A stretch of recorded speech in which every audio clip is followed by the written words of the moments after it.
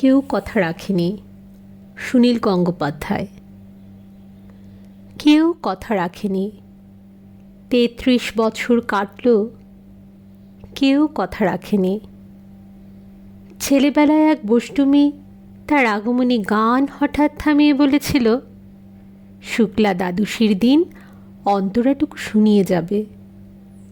তারপর কত চন্দ্রভোগ অমাবস্যা চলে গেল, কিন্তু সেই বষ্টমী আর এলো না। ২৫ বছর প্রতীক্ষায় আছি।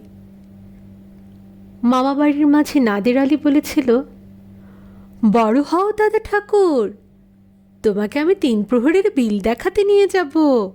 সেখানে পদ্মফুলের মাথায় সাপ আর ভ্রমর খেলা করে। নাদের আলী, আমি আর কত বড় হব? আমার মাথায় ঘরের ছাদ ফুঁড়ে আকাশ স্পর্শ করলে তারপর তুমি আমায় ৩ প্রহরের বিল দেখাবে?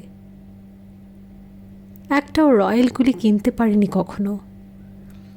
লাঠি লজেন্স দেখে দেখে চুষেছে লস্কর বাড়ির ছেলেরা।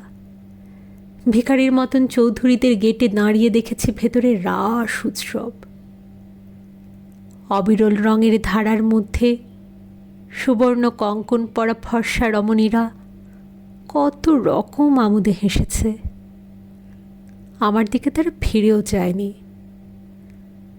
বাবা আমার কাঁধ ছুঁয়ে বলেছিলেন, দেখিস একদিন আমরাও। বাবা এখন অন্ধ, আমাদের দেখা হয়নি কিছুই। সেই রয়্যালগুলি, সেই লাঠি লজেন্স, সেই রাস উৎসব আমায় কেউ ফিরিয়ে দেবে না।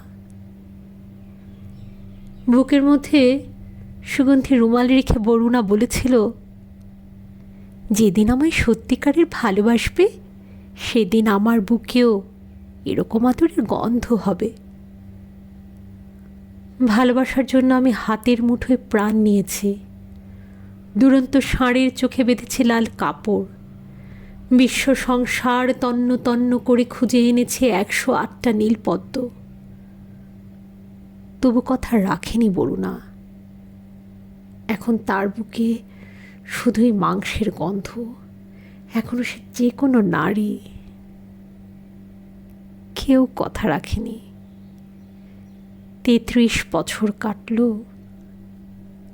কেউ কথা রাখে না।